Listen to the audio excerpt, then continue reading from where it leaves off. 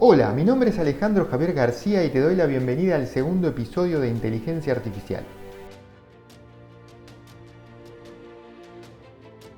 Los humanos generalmente sentimos que somos entidades inteligentes y tendemos a considerar a la inteligencia como una de nuestras capacidades más destacadas. Por lo tanto, es muy tentador y también habitual que para construir entidades inteligentes artificiales busquemos inspiración en nuestra propia forma de actuar y pensar. Sin embargo, la completa imitación de nuestras propias características humanas no siempre resulta en el mejor camino a seguir. De alguna manera estamos usando lo que consideramos nuestra propia inteligencia para construir algo que también lo sea. Esto puede resultar en algo muy enriquecedor para nuestra cultura y tecnología, pero cuidado, también podría terminar siendo una verdadera porquería. Algo que me atrae mucho de trabajar e investigar en inteligencia artificial es que me da la oportunidad de reflexionar sobre temas que me resultan muy desafiantes. ¿Qué es pensar? ¿Qué es la inteligencia? ¿Cómo es que pensamos? ¿Y qué significa ser inteligente o actuar de manera inteligente? Lo que más me entusiasma es que en IA se puede ir un paso más allá y construir agentes inteligentes. A pesar de mi gran entusiasmo por construir agentes inteligentes, también pienso mucho en cuál es el camino a seguir. Imagino, por ejemplo, de una manera más bien fílmica, un posible futuro en el que en un escenario colmado de curiosos espectadores y con la pomposidad habitual de los megaeventos, con una luz blanca potente de fondo para crear una atmósfera de expectativa y ansiedad, se está por presentar la última y definitiva creación de la inteligencia artificial. Una entidad artificial completamente indistinguible de un ser humano. Imagino entonces apareciendo desde el fondo del escenario, iluminado desde atrás con esa luz que nos enceguece, una figura de extraña apariencia humana y que al parecer ante el público saluda con la habitual timidez que lo haría alguien que nunca fue recibido así por una multitud que lo aplaude. Imagino también que después de pronunciar unas palabras a modo de presentación, contestaría a las más variadas preguntas de los periodistas y el público, hasta dejar en claro que es indistinguible de un ser humano. Imagino entonces reacciones muy diversas en el público presente y en los que participan de la transmisión del evento. Fascinación, preocupación, desconcierto y también, para muchos, algo de aburrimiento. Me imagino entonces siendo parte de ese público y hacerme estas preguntas. ¿Este era el objetivo de la inteligencia artificial? ¿Tener una entidad artificial indistinguible de un ser humano? Dado que como especie ya tenemos una forma de crear humanos, ¿era necesario esto? Creo que vamos a coincidir que la inteligencia está muy relacionada con la capacidad de resolver problemas. Bajo determinados enfoques podríamos decir que un agente es inteligente si tiene la capacidad de resolver automáticamente problemas. Cuanto más problemas diferentes pueda resolver ese agente, lo consideraríamos más inteligente. Volviendo sobre dos ejemplos del episodio anterior, un asistente virtual sería inteligente si se adapta fácilmente y nos resuelve toda clase de problemas, o al menos nos ayuda a resolver una gran variedad de problemas. En el caso del robot de delivery, aunque al principio pueda parecer muy enfocado en un dominio particular, como es el de repartir, demostraría cierta inteligencia así capaz de resolver toda clase de adversidades en su meta por entregar un pedido. La verdad que pensar en esto me hace acordar a Wall-E. Espero que hayan visto la película. Aunque no aceptemos a la capacidad de resolver problemas como la definición definitiva para inteligencia, no deberíamos negar que es una capacidad muy importante y que deberíamos tenerla muy en cuenta al momento de construir agentes inteligentes. La resolución automática de problemas utilizando búsqueda es un tema central dentro de inteligencia artificial. Ahora, ¿por qué búsqueda? Porque para una gran variedad de situaciones, la resolución de un problema se puede transformar en otro problema de encontrar un camino en un grafo. Ahora, ¿por qué se le da tanta importancia? La razón es porque para una amplia clase de problemas se puede tener un método de resolución genérico que sea independiente de un dominio particular. Y nuestra tercera pregunta es, ¿a cuántos problemas se puede aplicar esta idea de resolución automática utilizando búsqueda? La respuesta es que a todos aquellos problemas que podamos definir como un problema de búsqueda. que es lo que vamos a ver ahora a continuación inmediatamente.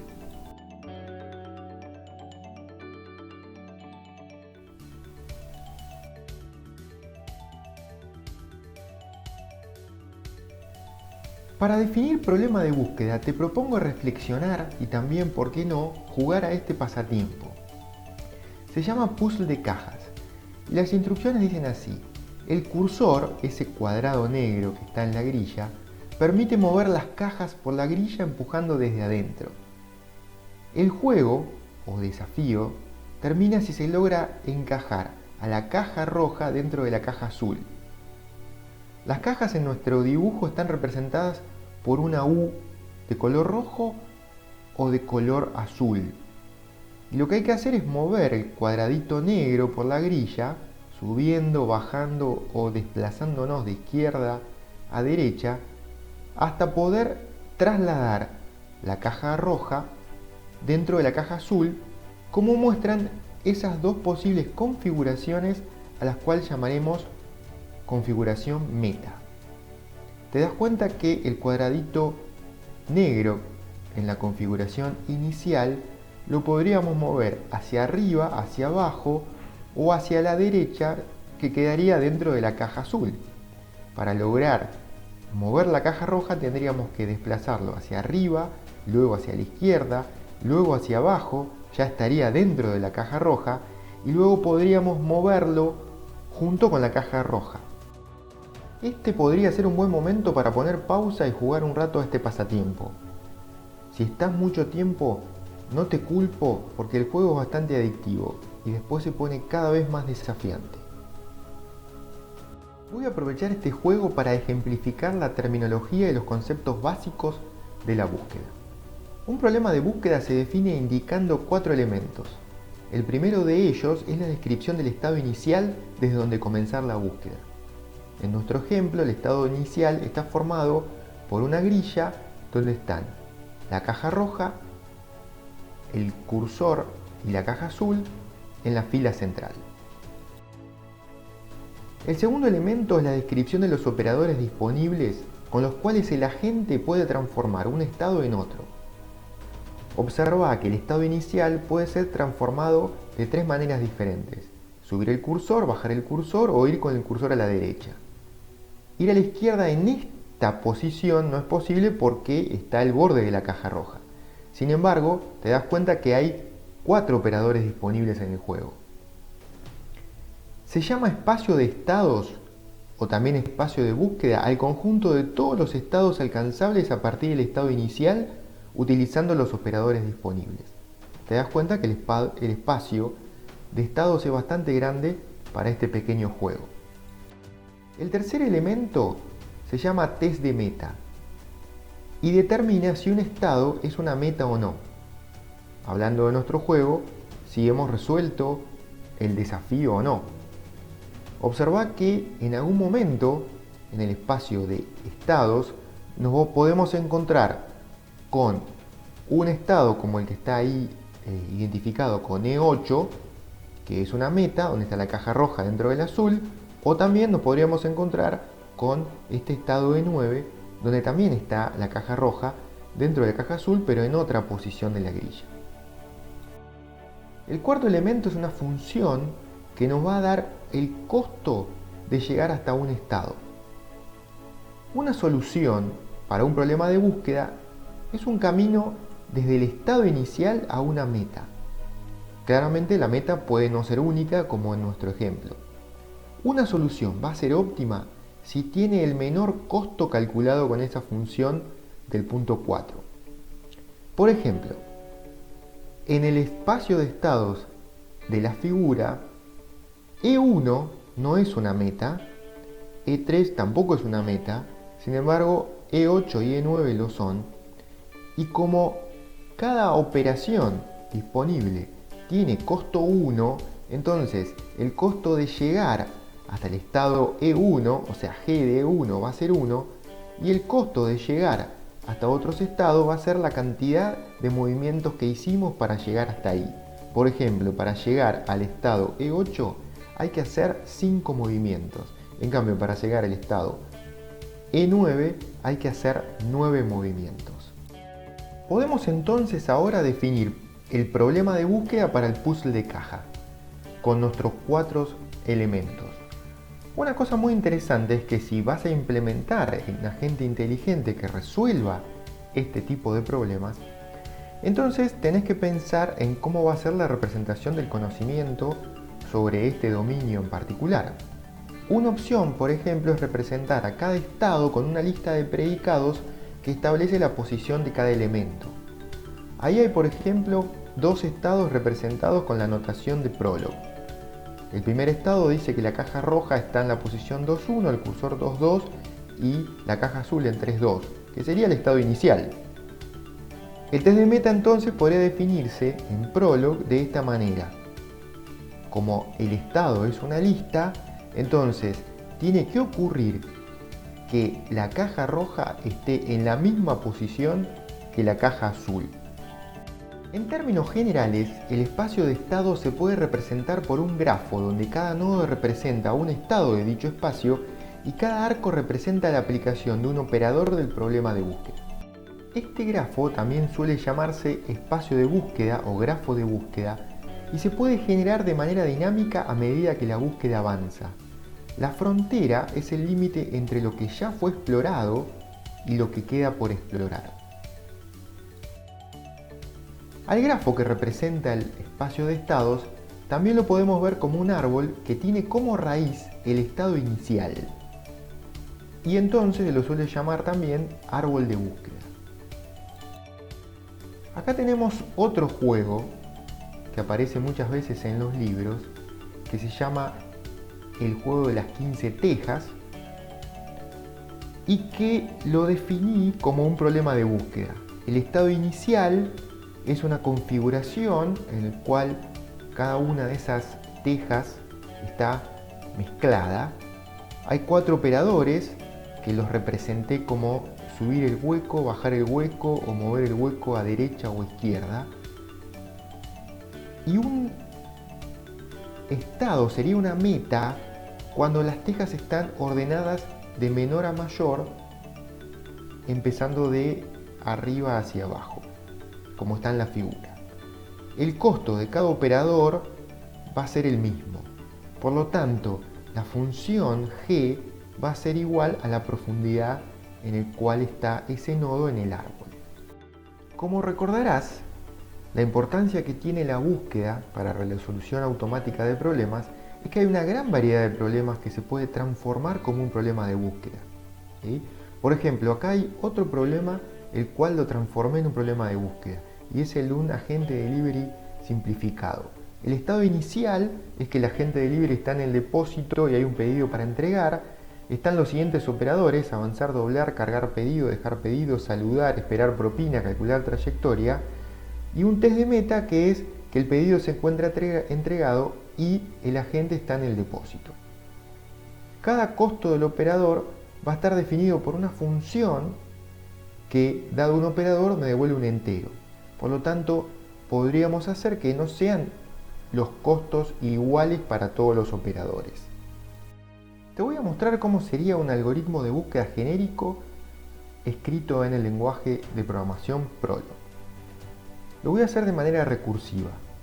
El caso base ocurre cuando encuentro un nodo meta en la frontera. Es decir, buscar en frontera recibe una lista de nodos, selecciona un nodo de la frontera y si ese nodo es meta, entonces el predicado buscar tiene éxito y la búsqueda se da por concluida. Ten en cuenta que frontera inicialmente es una lista que va a tener solamente el nodo inicial.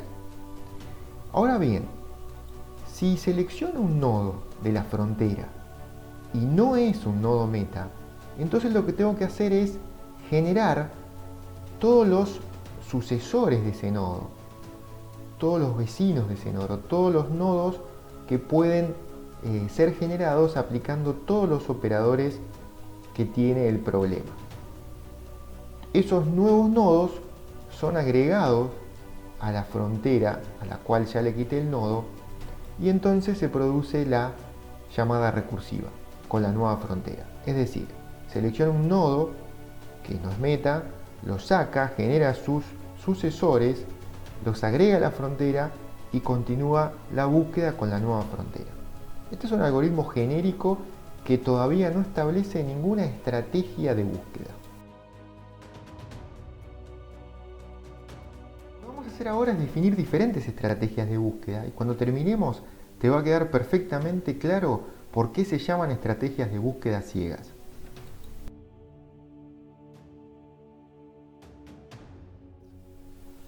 Para definir una estrategia, lo que hay que decir es cómo vamos a seleccionar un nodo de la frontera y de qué manera vamos a agregar los nuevos nodos generados a la nueva frontera. Diciendo cómo seleccionar y cómo agregar, vamos a definir diferentes estrategias de búsqueda. Por ejemplo, si seleccionamos el primero de la frontera y agregamos los nuevos nodos generados también al principio de la frontera, es decir, trabajamos a la frontera como una pila, entonces vamos a tener la estrategia de búsqueda en profundidad. Si en cambio seleccionamos el primero de la frontera, pero lo agregamos a todos los sucesores al final de la frontera, es decir, trabajamos a la frontera como una estructura de tipo cola, entonces lo que vamos a tener definido es una estrategia que se llama búsqueda a lo ancho. Veamos cómo funcionan estas dos estrategias. La estrategia de búsqueda en profundidad, ¿sí?, lo que hace es retirar el primero de la lista y luego agregar los nuevos nodos generados también al principio de la lista, como si fuera una pila. Este gráfico que ves a tu derecha, lo que hace es mostrar en verde cuáles son los nodos que ya fueron explorados y en rojo deja identificado la frontera, es decir, los nodos que todavía no fueron explorados, pero que fueron agregados a la frontera. Observa que la frontera está formada por lo que serían los nodos hermanos de la rama que se está explorando. Por este motivo es que la frontera crece de manera lineal. La implementación en Prolog es bastante simple. Ahí la flecha azul y la flecha naranja te muestran las implementaciones de seleccionar y agregar. Para seleccionar simplemente se aprovecha la notación de lista que utiliza la barra y se separa por un lado el primer elemento con la variable nodo y en la variable resto lista está toda la lista de la frontera a la cual se le sacó el primer elemento. La implementación de agregar también es simple porque utiliza el predicado predefinido append que lo que hace es ubicar a los vecinos recién generados al principio de la nueva frontera. De esta manera, como los elementos recién generados son colocados al principio y seleccionar saca el primero de la lista, entonces los últimos en ser agregados van a ser los primeros en ser retirados y de esta manera lo que va a hacer es explorar en profundidad por la primera rama hasta agotar todos los descendientes de esa rama y continuar con los hermanos y así siguiendo. En búsqueda a lo ancho, en cambio, la estrategia es retirar el primero de la lista de la frontera y agregar los nuevos nodos generados al final de la frontera, como si fuera una cola. Observa seleccionar y agregar. Seleccionar es exactamente igual que en la búsqueda en profundidad, porque va a sacar el primer elemento de la lista y va a devolver por un lado el primer elemento y por otro el resto de la lista. En cambio, agregar lo que hace es utilizar append, pero si observas en detalle, ahora los nodos recién generados en la variable vecinos son puestos al final de la frontera. Por lo tanto, como esto funciona como una cola, los nodos generados van a ser recién explorados cuando se terminen de explorar los que ya estaban antes. Por lo tanto, se va a ir generando y por supuesto recorriendo el árbol de búsqueda por niveles. Observa que en esta estrategia la frontera está formada por los hijos del último nivel explorado y por lo tanto el tamaño, el espacio de almacenamiento de la frontera crece de manera exponencial. Hay 4 propiedades interesantes que nos sirven para comparar los métodos de búsqueda. Primero está la completitud. Esto es, si el algoritmo garantiza encontrar una solución cuando exista una. Con respecto a esta propiedad, búsqueda a lo ancho es completo, porque si existe una meta, en algún momento la va a encontrar. Pensá que va explorando por niveles, así que una vez que llega al nivel en que está la meta, entonces la va a encontrar. En cambio, búsqueda en profundidad no es completo, porque si encuentra una rama infinita y la meta está en una posición no explorada aún, entonces no va a llegar nunca a encontrarla. La segunda propiedad es la de optimalidad. Es decir, si el algoritmo encuentra la solución óptima. Recordá que la solución era óptima cuando tenía el menor costo de camino. Búsqueda a lo ancho es óptimo. Esto es asumiendo que el costo de todos los operadores es el mismo. Búsqueda en profundidad no es óptimo. Y ahora en un instante te va a quedar muy claro por qué. La tercera propiedad se llama complejidad temporal y es el número de operaciones aplicadas en la búsqueda. Con respecto a esto, ambas estrategias, tanto búsqueda a lo ancho como búsqueda en profundidad, tienen una complejidad temporal exponencial. Con respecto a la complejidad espacial, búsqueda a lo ancho es exponencial, mientras que búsqueda en profundidad tiene una complejidad lineal. Observa estos dos gráficos. Ahí están marcados en línea punteada dos nodos metas que hay en el espacio de búsqueda. ¿Cuál es la meta que encontraría primero búsqueda en profundidad? Observa el dibujo de la izquierda. ¿Cuál encontraría? ¿La que está más abajo o más arriba, más cerca de la raíz? Claramente, por la forma en que va explorando, la meta que primero va a encontrar es la que está a mayor profundidad en el árbol. En cambio, si mirás el dibujo de la derecha, te vas a dar cuenta rápidamente que ir recorriendo por niveles te garantiza que siempre encontrás la meta que está a la menor profundidad. Y entonces uno tendería a pensar que búsqueda en profundidad es el mejor. Sin embargo, considera este ejemplo. Un factor de ramificación 10, o sea 10 operadores, podemos procesar 1.000.000 de nodos por segundo, sí, algo razonable, y cada nodo ocupa un K. Entonces, en esta tabla tenemos la profundidad, la cantidad de nodos que va a haber en la frontera, el tiempo que nos va a tardar nuestro algoritmo y también cuánto necesitamos de memoria. Observa que para una profundidad 8 precisamos 100 gigas. Para una profundidad 10 ya precisamos 10 terabytes, para 12 1 petabyte, para 14 99 petabytes y para 16 ya es una exageración, 10 exabytes de memoria para mantener la frontera de un árbol de profundidad 16. O sea, esto es prohibitivo. Ahora bien, si analizamos con el mismo ejemplo búsqueda en profundidad, vas a ver lo modesto que es el uso de memoria, ya que la frontera crece de manera lineal. Para profundidad 8 tenemos 80K, para 12 120K y para 16, que en búsqueda en profundidad era prohibitivo, tenemos solamente 160K.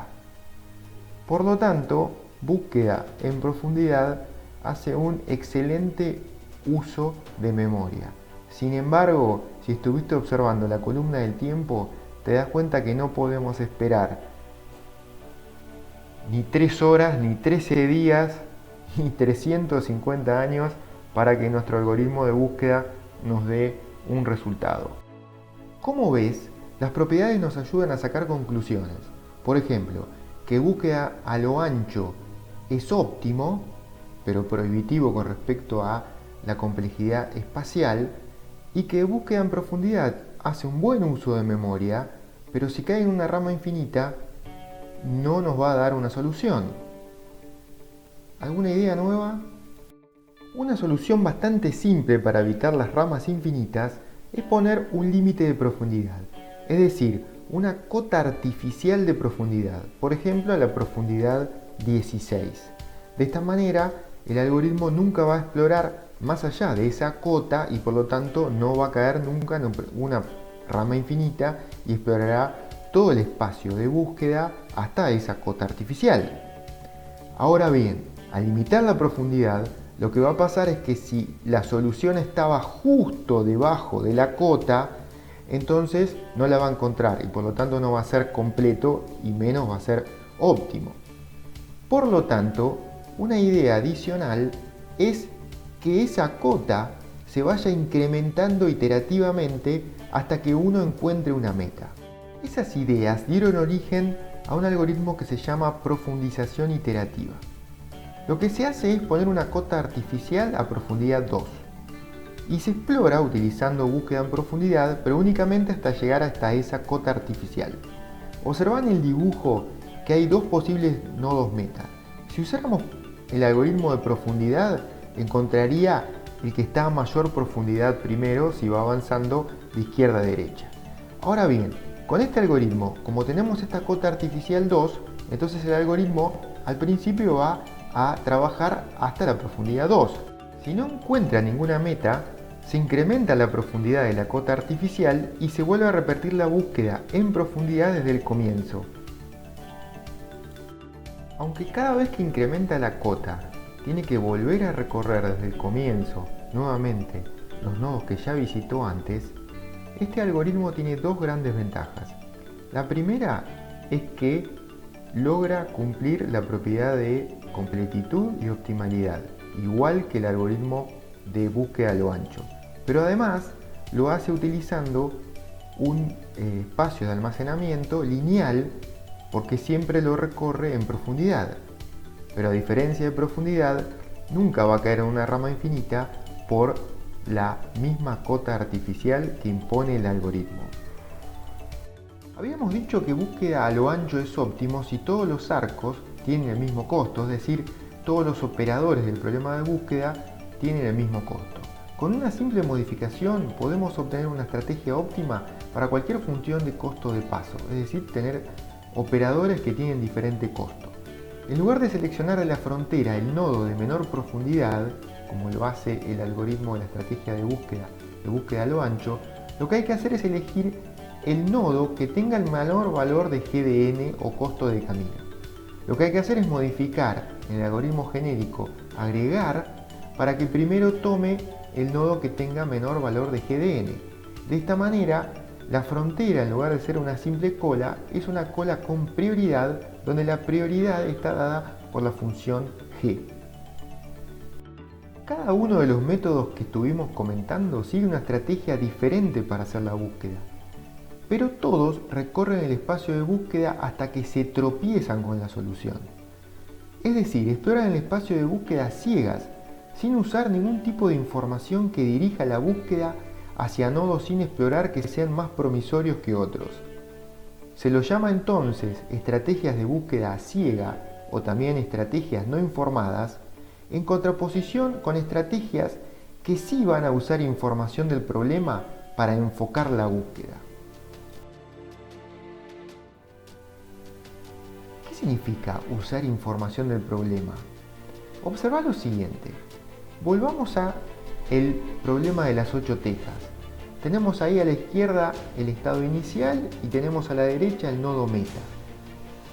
Imaginemos que ya exploramos el espacio de búsqueda y tenemos esta frontera donde voy a distinguir dos nodos, N1 y N2. Observa cada uno de estos nodos detenidamente y decime cuál de los dos te parece más promisorio para seguir la búsqueda. Seguramente después de mirar un ratito cada uno de los nodos, te diste cuenta que N1 tiene que ser más promisorio, porque faltan muchos menos movimientos para hacer para llegar a la meta. Ahora bien, ¿cómo se podrá formalizar esa noción de más promisorio? De alguna manera que lo podamos representar y sea parte de nuestro algoritmo. Eso lo vamos a ver en nuestro próximo episodio. La búsqueda continuará. Realizado por Alejandro Javier García en los estudios En Cuarentena en mi casa. Domo arigatou gozaimashita. Mata ne.